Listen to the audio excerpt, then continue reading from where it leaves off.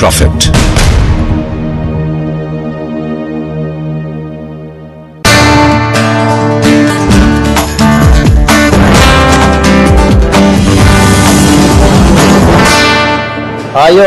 Is your loans going to be easier this year or tougher? Very good proposition to give a couple a good cheap loan. Limit for deduction for every individual from the income tax assessment should be increased to somewhere between 5 and 7 lakhs. 5 to 7 is high, and I think it's going to be, if we are lucky, between 3 to 5. Not the exemption limit. Please note, he has the insights, or he writes the budget actually. Hello and welcome. We come to you from St. Andrew's College in Mumbai. It's a wonderful college, inaugurated actually by Mother Teresa. It's had Olympic hockey players, it's got a wonderful faculty, many of them are here. But we've got students from all over Mumbai, from IIT. Anybody from IIT here? Yes. These are the hot shots. And let me tell you, this is hot Mumbai. It's really, really hot. But this is the future of India. And what we're going to talk about today is the economy and the budget. Can there be anything in this budget which changes the economy, at least in the short term? So the future of India, how many of you, raise your hands, are worried about the future of India? Good Lord, that is like 90%. How many of you are not worried? 1.5. That is a telling statistic.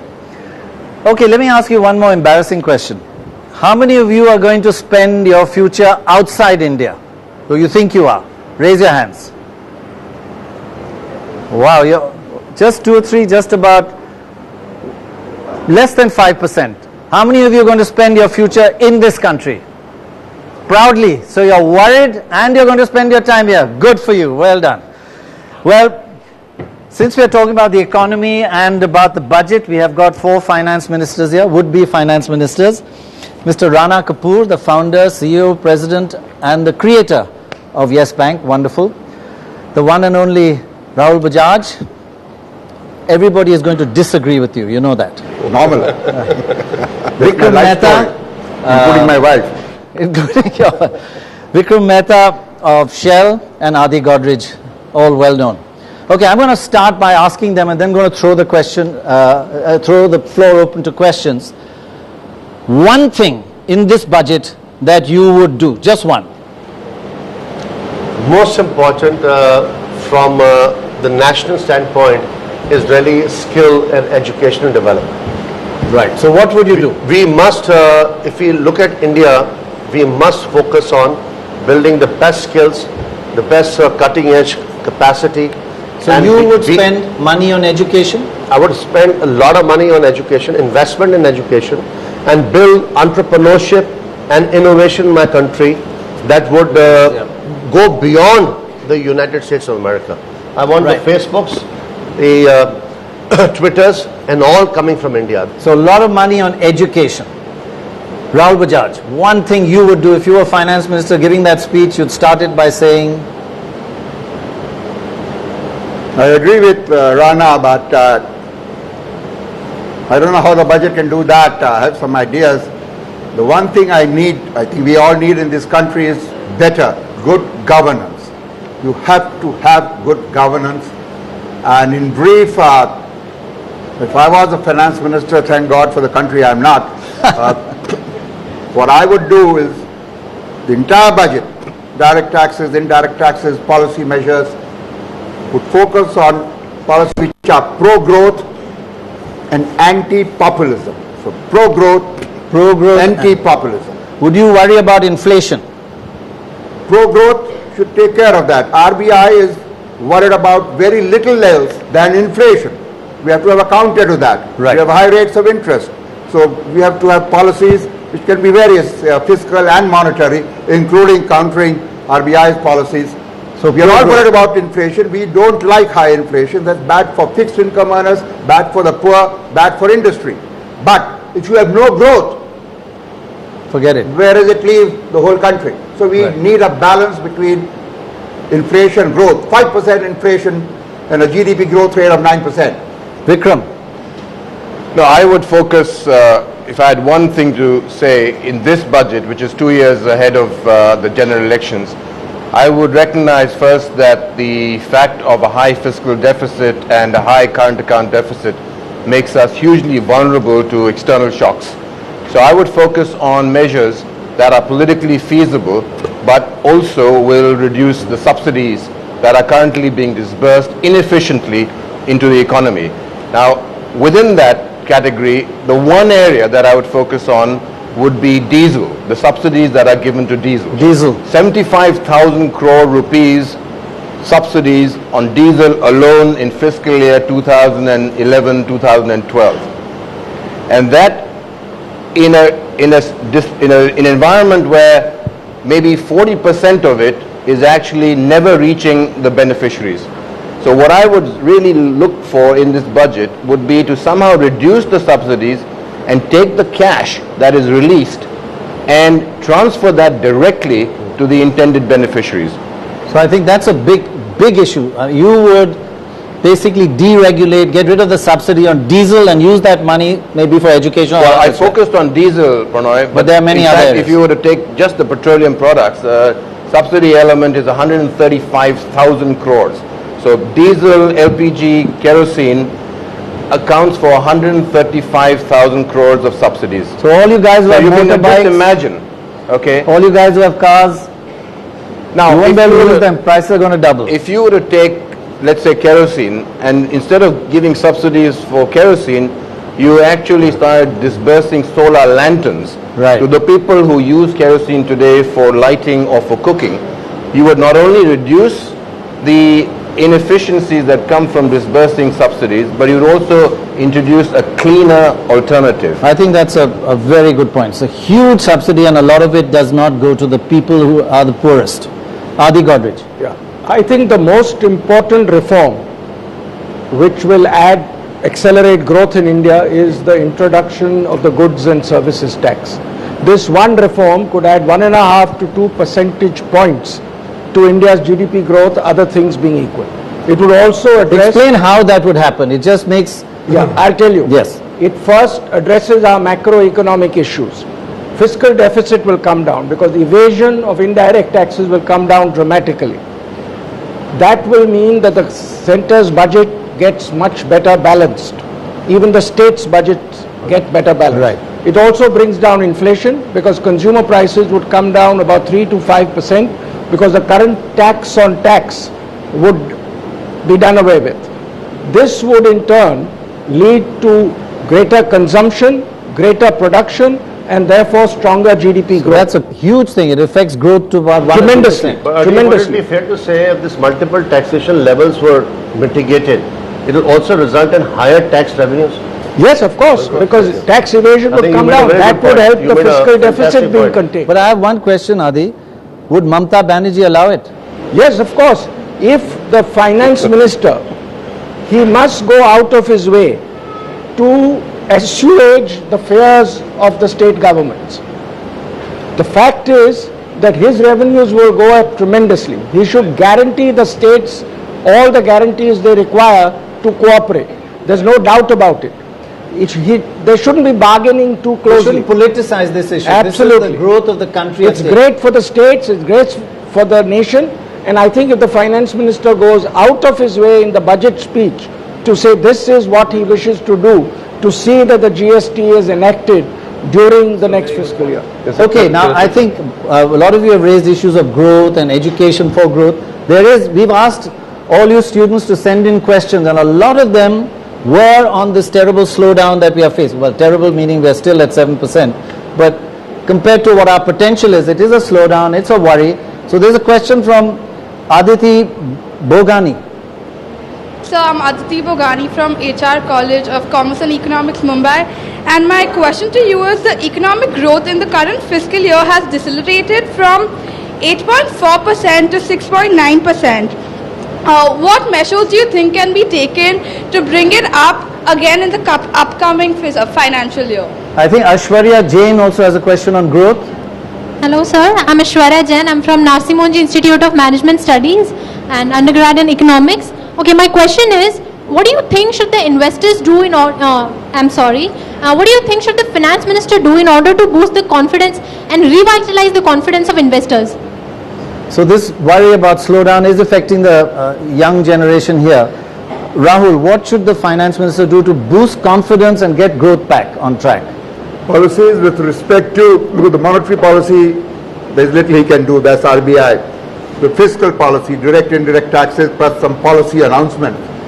He should encourage savings. Our savings rate is not too bad but had become pretty good in the last 3-4 years, has come down.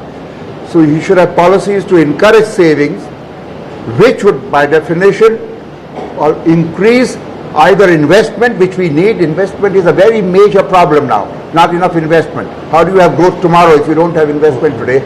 Or what they don't invest, which means save and invest in equities or fixed income securities, they would spend, and that would increase demand. Rana, a lot of people will be looking to you. Actually, there were a lot of questions about this. If you're going to try and incentivize savings, you may have to raise interest rates. What about home loans? People are already here thinking about home loans. We got questions on them. Rana actually of rising interest rates. It can be done by the taxation measures to encourage savings by increasing the limit.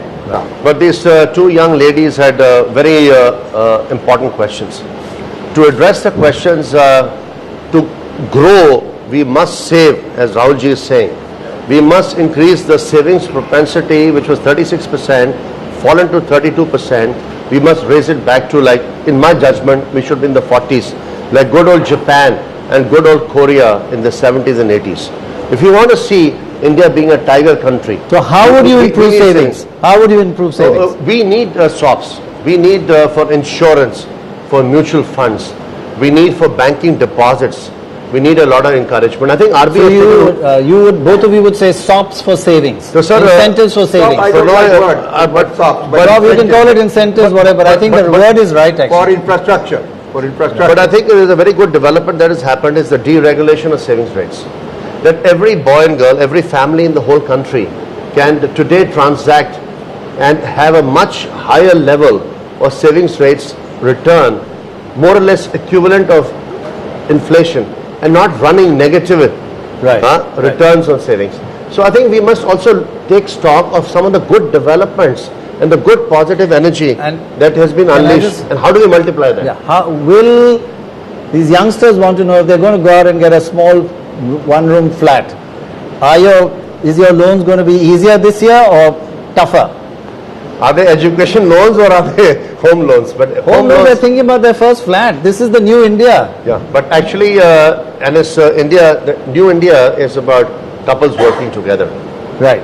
Right. So, are you going to give the cheaper loans, or are you going to make it tougher? It's a very good proposition to give a couple a good cheap loan because it's a customer for life. Yeah. It's a life cycle product. Pranav is saying it very well. That if you catch a young couple, at the right point in their life, before and after marriage, you combine them, then you get their savings, you get their insurance, you get their mutual fund investments. For banks, it's a very good touch point. So anybody who wants a loan to do all this, Rana this bank will become a very rich bank. Pranoy, I want to come to be done is the limit for deduction for every individual from the income tax assessment should be increased to somewhere between 5 and 7 lakhs and should encompass things like mortgage payments, mutual fund investments, life insurance, etc., etc. That would increase both the savings rate and would give a tremendous fillip to the economy. Add to that, we have to keep in mind the total revenue which he has to raise. Yes. To reduce fiscal deficit, which was referred to, we'll come to the current account deficit later on. You either have to reduce, not even either, both, reduce expenses, non-merit subsidies, etc., which were referred to, and increase revenues without hurting growth, without hurting sentiment. So I would think 5 to 7 is high, and I think it's going to be, if we are lucky, between 3 to 5. Not the exemption limit, that may go to 2 to 3, up to which you don't pay tax, and then 10%, 20%, 30%. But savings, which as Adi said, insurance, mortgages, mutual funds, 3 to 5, and DTC talks of 2, 3. The standing committee report talks of something like that. So anyway, and you the would- members are wanting it 5. Right. So So you're anything more saying than 5, I think you are not even widening the tax base. Please note, he has the insights, or he's got he writes the budget actually. Okay, Then they all Vikram. curse me. At least he speaks the budget.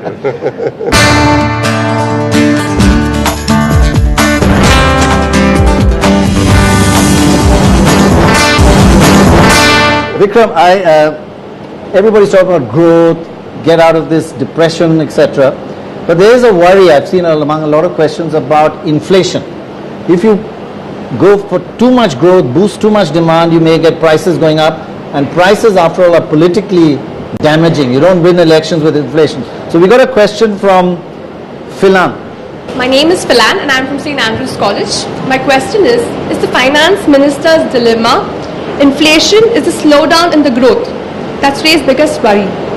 Inflation versus slowdown in growth. So if you were the finance minister and you know you've got to keep prices under control because there's going to be Gujarat elections, then next year Delhi elections and many other, how would you go for growth, Vikram? After him. Yeah, sure. How would you go for growth but keep inflation prices under control?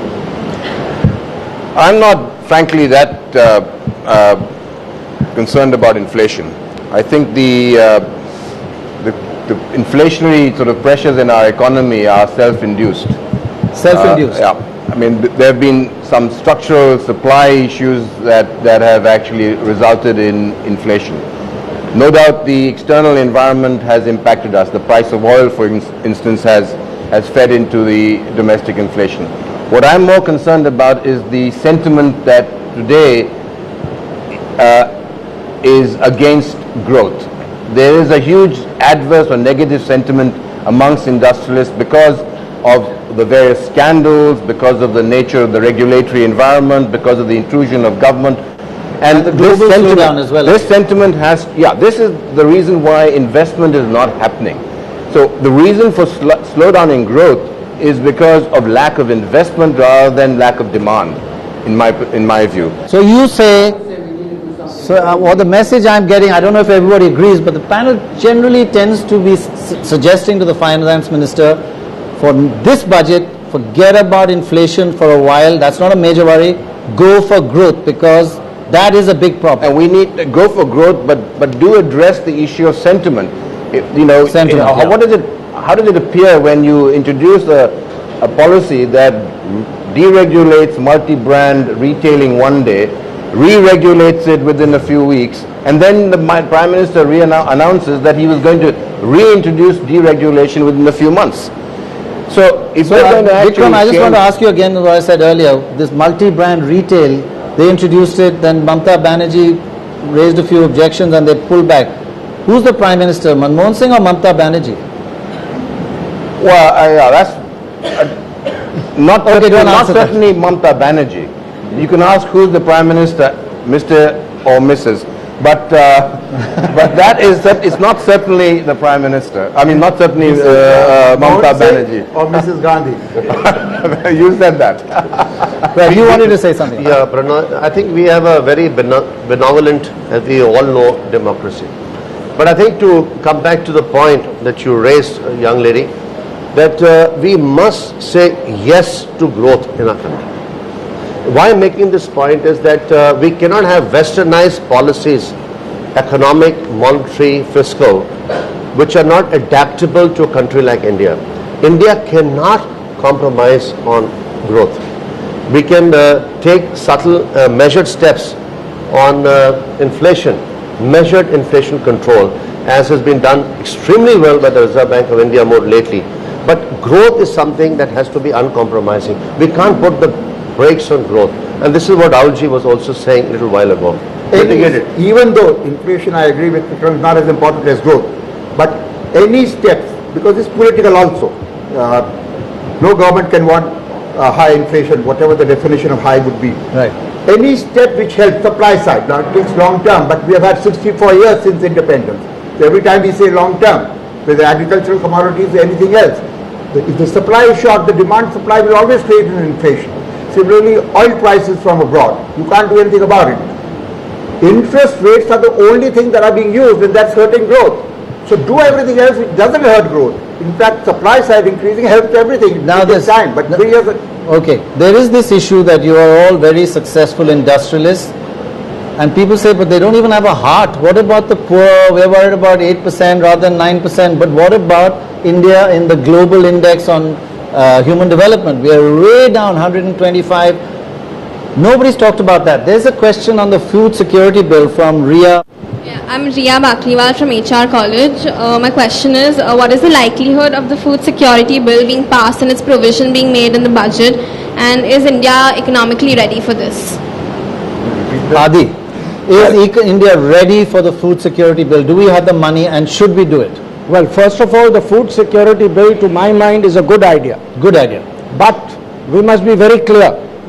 It should not be financed through the budgetary provisions. The way to do it is, at the same time, we must pay tremendous emphasis on the supply side and see to it that agricultural output rises dramatically. Now, I don't know if the students here realize it, but if we can just get our average crop yields in most major crops up to the best level we have in India, I'm not talking of global levels, we could double our agricultural output. Double. And the supply side could take care of a lot of these inflationary issues.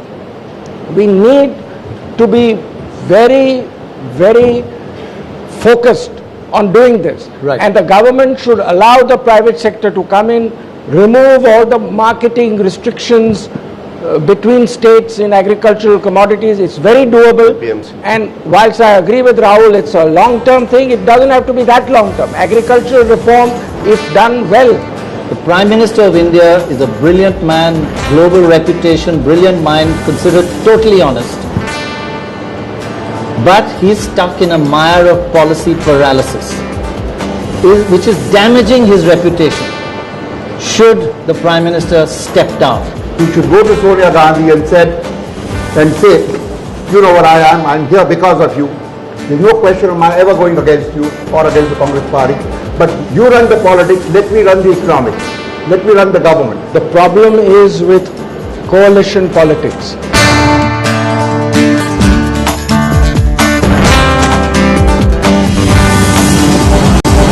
Let me again divert a little bit from this main question and take up what you're saying, increasing food production.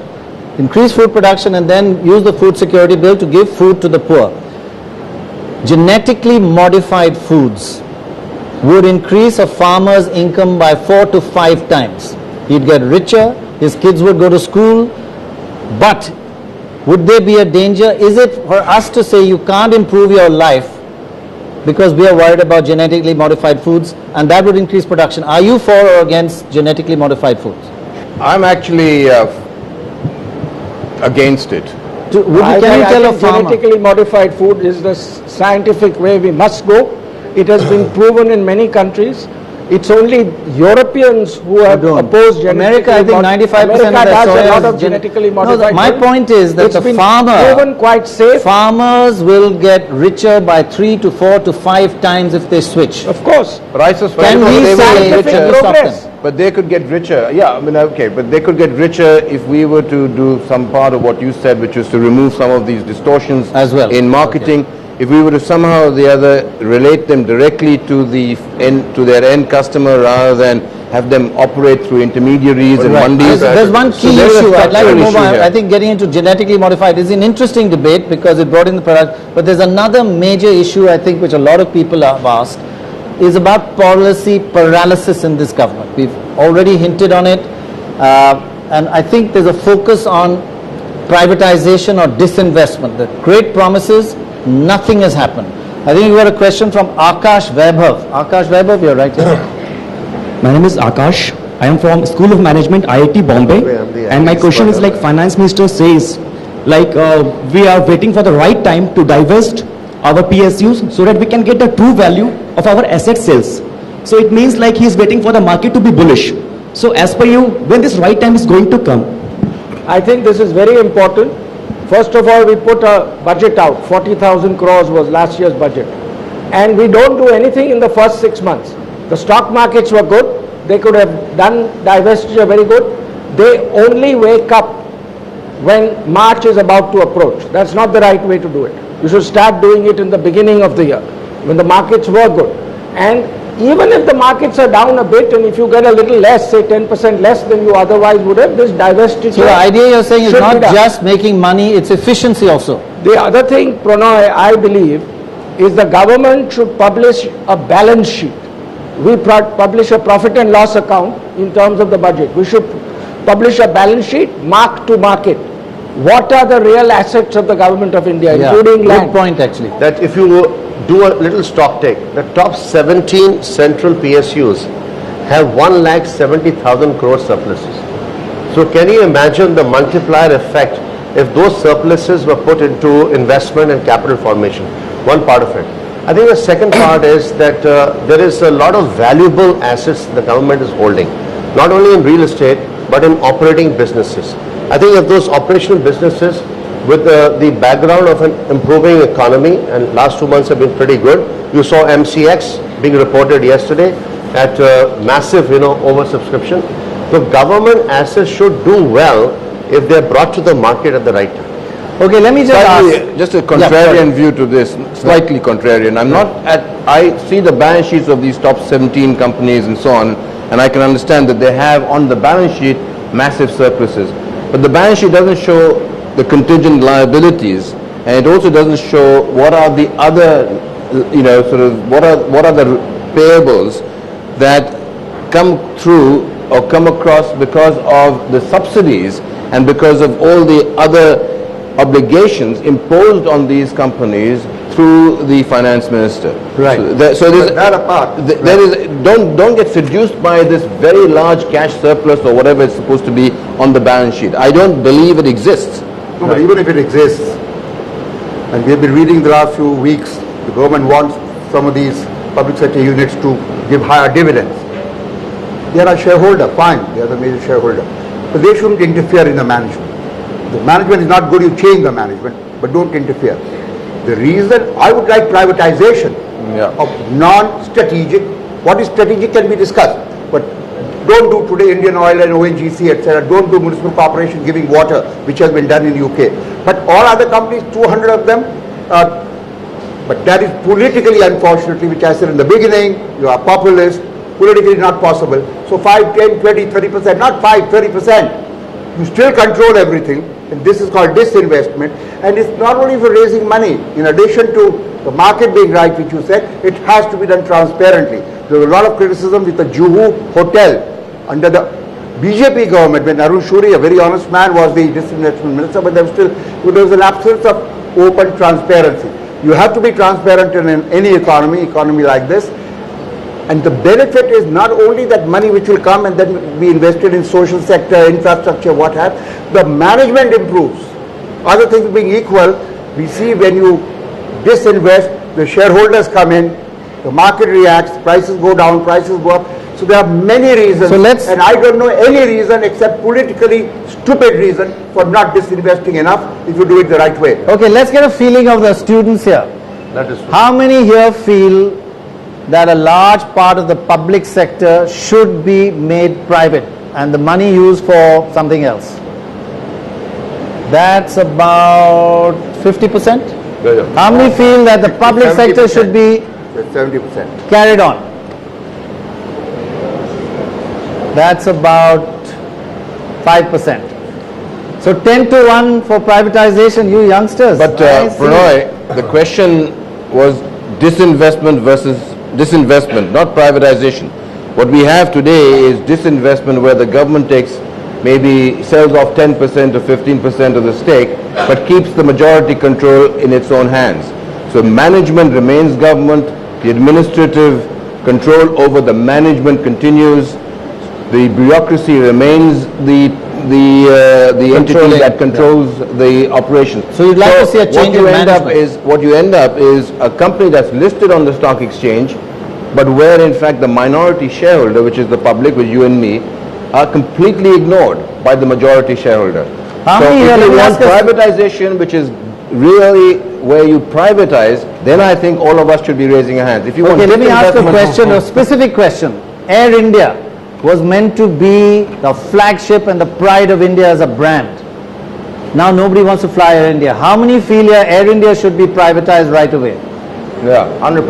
That's 100%. That's 100%. Now, Adi, when you say there's political issues, most of India feel, that Air India is currently a disgrace to our country. I don't think it's a political issue. It's a politician issue. Politicians issue, right? That's It's not a political issue.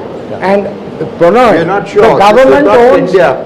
He may be, unfortunately, even not only a politician. Politician has to be responsive to the voter. He may be wrong sometimes. There is a born leftist. He will never agree to this. But that's not a majority. Like Pranay, the government owns tens of thousands of crores worth of shares in private companies. Even that they are not disinvesting for various. And we all agree with privatization and what Vikram said, but that's not going to happen. So till that time, we want disinvestment, and as he said, towards the minority shareholder, I don't fully agree. They may be ignoring it, but they will become more responsive when there is a disinvestment done. And if I may say so as a private sector guy, there is enough criticism of private sector companies where the promoter has majority holding or large holding, that he is ignoring the minority shareholder.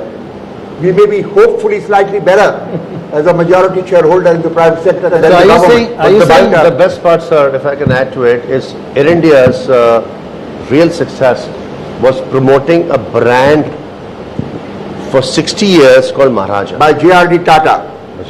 The second brand that we are projecting as a country is Incredible India. So if Incredible India can still be leveraged with Maharaja, and if Maharaja can still be the invitation to bring in foreign tourists, but Rana, I think there's a very strong case to rebuild Air India. Rana Kapoor, wouldn't you say Air India 60 years, first 40 years the Maharaja shined under the Tatas. The last 25 years, is the Maharaja shining? The Maharaja is right now got into a little bit of decadence, but you could always have the Maharaja having a new son and or a new daughter. Under the government management is not possible, and if I may add, He was the chairman.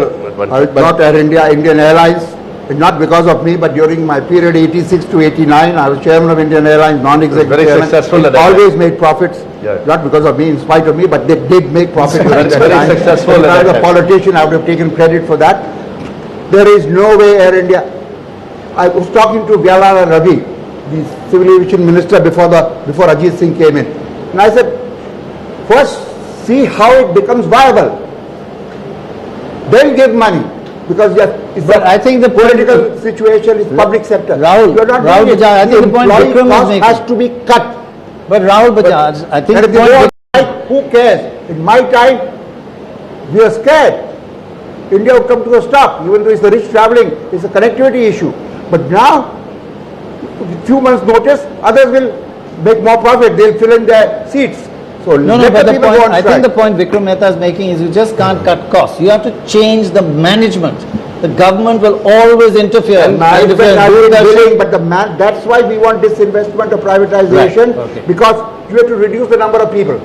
You see the employee cost as a percentage of per plane or per aircraft. You all know that. Take just three of the most successful public sector companies, all the oil companies, ONGC, Indian Oil, Bharat Petroleum, the most profitable. They account for 70% of the, almost 60 to 70% of the 170,000 crores that we are talking about. Now, if you take the return on equity of these companies to the private shareholder, ever since they were disinvested, and you compare that to the Sensex, you will find that these companies returned a negative. They gave a negative return to the minority shareholder, relative to what the average Sensex gave to the shareholder. Right. The reason being that these companies were forced to sell their products below the cost of buying or purchasing the Okay, product. Vikram. That is the reason.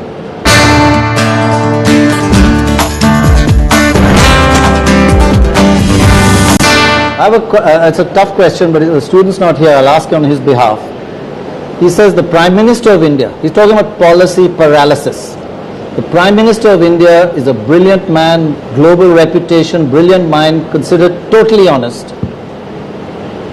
But he's stuck in a mire of policy paralysis, which is damaging his reputation. should the Prime Minister step down when you can't do something? Is he damaging himself by carrying on?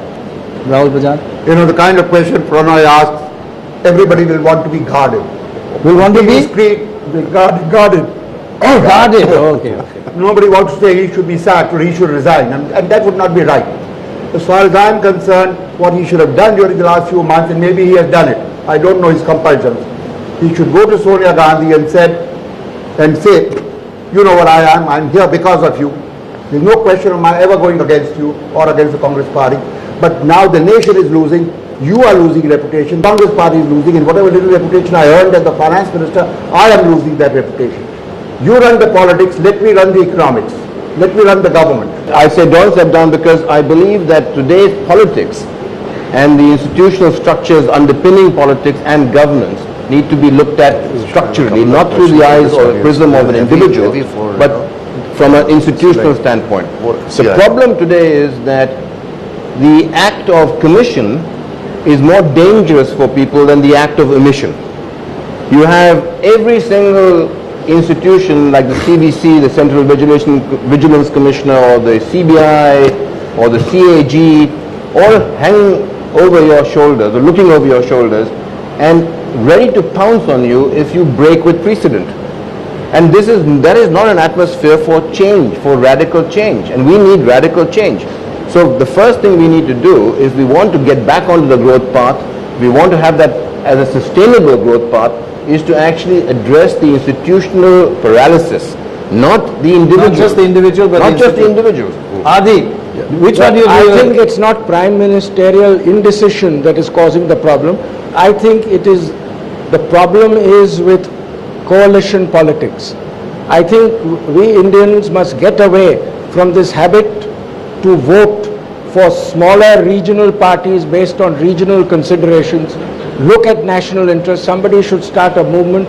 If we had a 2-3 party system, I think it would work very well. With a multi-party coalition, this sort of indecision is bound to come in, and I don't think it's prime ministerial indecision. I think it's caused by so I would say, to be contrarian, I am personally tired of hearing this coalition politics. Coalition politics allows you to be corrupt, not personally, but the government, the ministers. What kind of coalition politics? This is what I also included in what I said. With folded hands, let me do the right thing.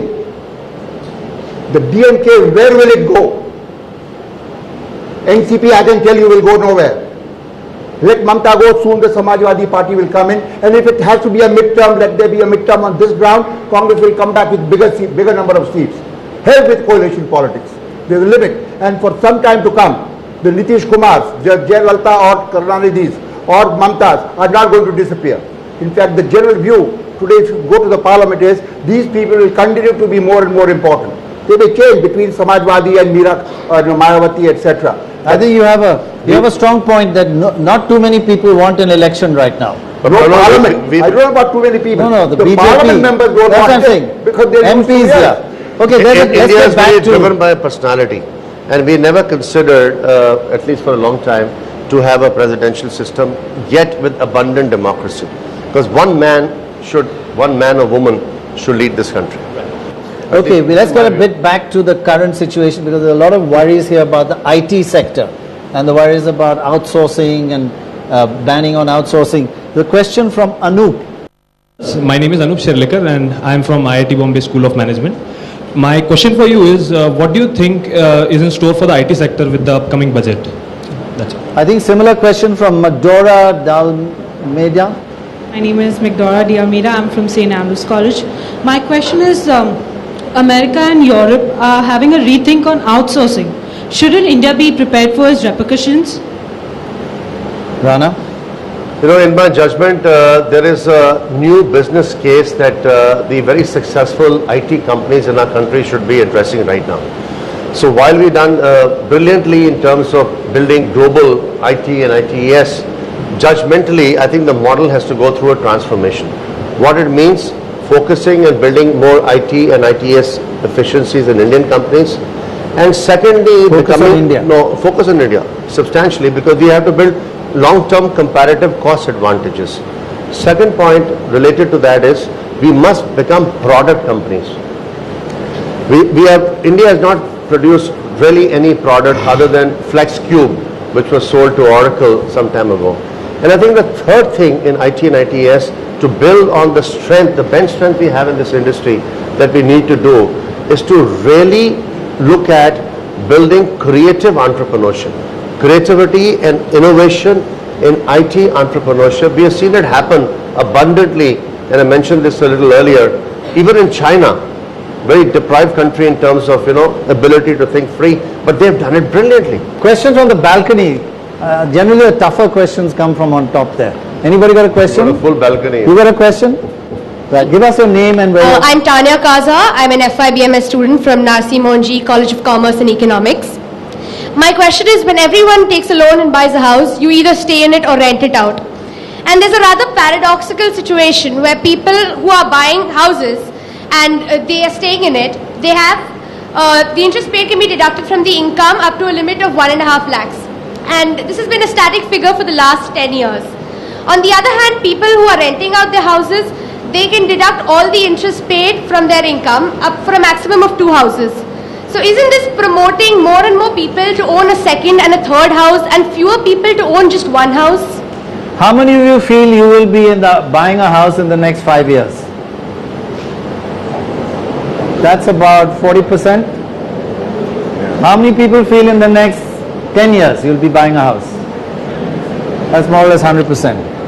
There's your customer. Now the question, very articulately put. Thank you. No, it's a very good question. That there's a little bit of an aberration that when you own your own home versus the deductions you get on interest when you rent.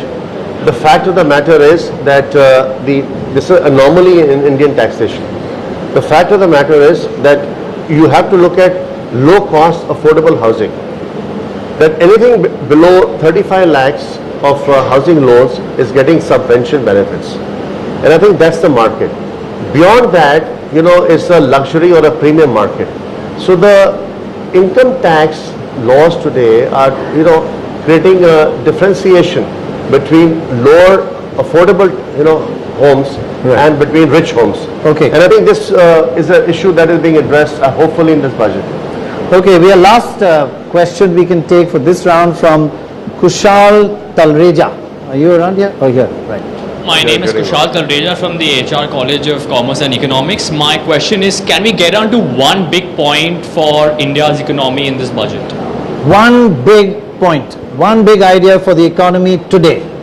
Well, I mentioned, I think the goods and services tax is the biggest goods and services idea, and if we can facilitate its passing sometime during the next fiscal year, earlier the better, I think it will have a tremendous impact on India's growth. Well, in addition to what I said, I would focus on increasing the investments on R&D.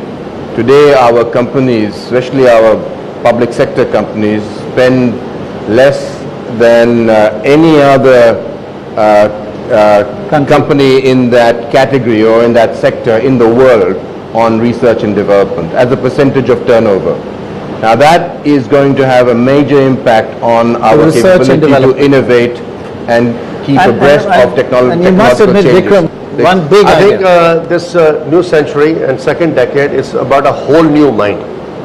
The whole new mind, the right inside, the creative mind and the working mind need to converge. The point simply is, and it's part of the 12th plan, we need mega university campuses. We need technology-driven incubators, technology business-driven incubators. We need innovation-driven business clusters. And America made it happen, 30, 40 years ago. So I'm not talking something out of, So you're saying education, education, education. Yeah, I think that's a very good point. Education and innovation and entrepreneurship as part of an outcome of that, and innovation as an outcome of that. India needs new entrepreneurs. We have 3.5 crores MSMEs, right, micro small enterprises, and we have almost 45 crore people involved in our country. So more than a third, almost 40%. Right. We need to stimulate that base. I think it's a good point. And that will create inclusive growth. Rahul? That will create the cascading forces at the bottom of the pyramid. Rahul, I'm too scared not to give you the last word, so. Always. No, in addition to all that has been said and what I said earlier, and this I think was one point for the Indian economy, not necessarily in the budget. So I would repeat, central government, state government, we need better governance. And the people who don't govern well, either inefficient or corrupt, there has to be ways. I think we know how to do it, but there is no political will. Get rid of those guys. Get more efficient and competent guys so that you can follow the right policies. So let the Indian people and the entrepreneurs go free. Not free, Unleash them. That's Unleash why I them. qualified it. Unleash their talent. To do what they are most capable of doing. Okay, thank you all very much. A round of applause for these 4 finance ministers. And a round of applause to all of you. Thank you very much indeed. Thank you very much. Right. Hello and welcome. We are here in the library of St. Andrew's College in Bandra and Mumbai. And let me tell you, can't get a better panel. Is this the right time to invest or not? We are the beginning of a new bull market in this country perhaps. Invest every month regardless of level of market. This is India's decade in terms of economic growth, in terms of economic performance, and in terms of its markets. The country was to be taken as a stock.